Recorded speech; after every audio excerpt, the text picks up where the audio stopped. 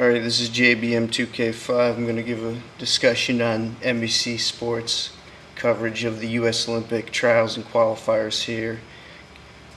They're going to be showing them this next week too, so keep looking out for it in primetime coverage. So let's jump into it. So the whole USA squad is looking a lot more serious this time around compared to 08 when they made a bunch of JV mistakes, dropping batons, a bunch of false starts.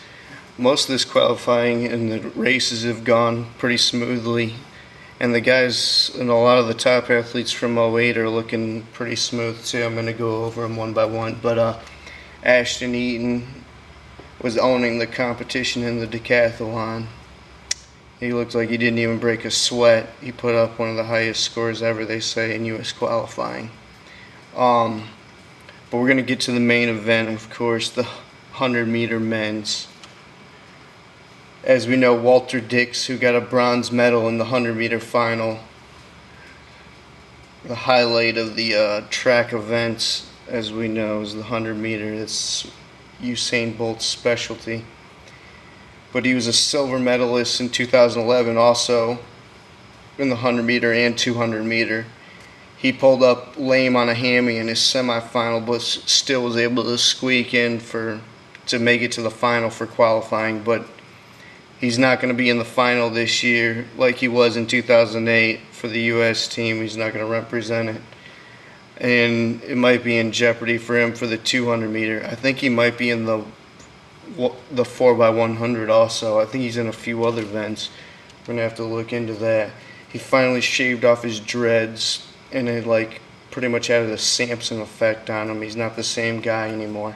Anyway, moving on. It's all about the comeback.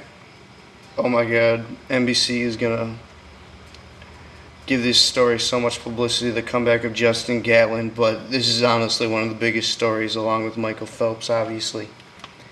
He's 30 years old this time around. When he was 22, he won the gold medal in 04.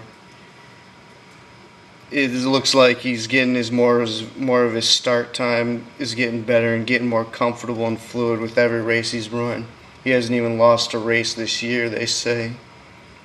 And he got banned in 06, as we know, for high testosterone levels, which basically means steroids.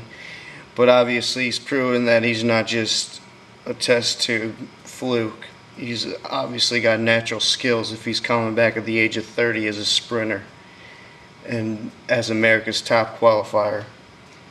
So he looked really good, and he ended up winning his semifinal event and the final event with a 9.80. And he had an early reaction. He held up to number one because he knew he won it. Tyson Gay pretty much let him have it. Tyson Gay has been suffering hip surgery. I'm going to go send them pictures of them. And then they said he's been suffering from hip surgery, and every morning he wakes up in pain, which is not a good sign. Because as we know, he had a hamstring injury in 08, which obviously we couldn't see the race didn't live up to its full potential is what I'm saying, because Usain Bolt's pretty much out of their league to begin with, and if he's got a hamstring hampering him, there's no chance.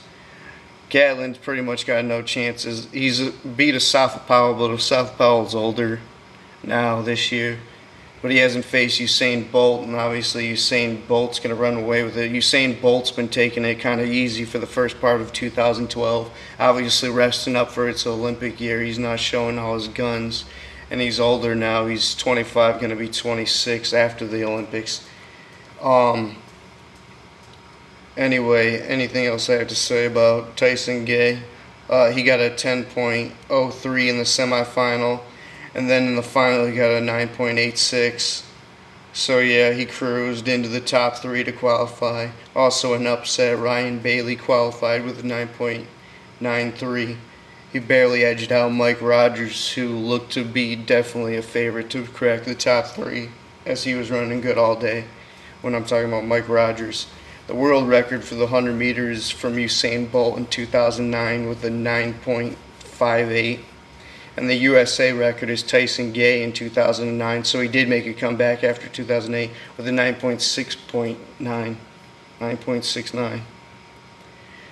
Anyway, in the 400 meter, LaShawn Merritt qualified in the top 3. So did Tony McQuay and Bryson Nellum. I heard one of those guys got shot. I think it was Bryson Nellum, but I'm not sure. Sonia Richards-Ross looks better than she does in '08. She easily won the 400 meter. Carmelita Jeter is a total beast. She almost looks like a Terminator. Look at her freaking physique.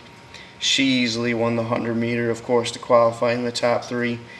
The men's long jump, Mike Goodwin, Clow, G. Kitchens Jr. also qualified for the top 3.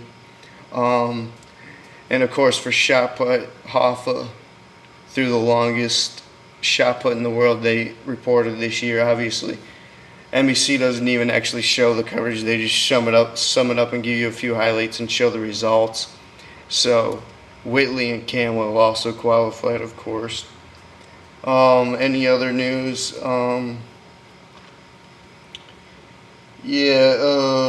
ESPN needs to give this more coverage. Of course, they'd rather cover the Euro Cup 2012, and of course they're covering LeBron's legacy, even though no one cares about LeBron's legacy unless you're an inner city kid or something. Anyway, this was JBM 2K5. Gonna do some more Olympic trial updates throughout this week. Gonna do a swimming one coming up. Check out primetime coverage. This is late June. Tomorrow will be June 25th, and there will be primetime coverage of swimming, so check that out. And subscribe for more sports videos pertaining to the 2012 Summer Olympics in London.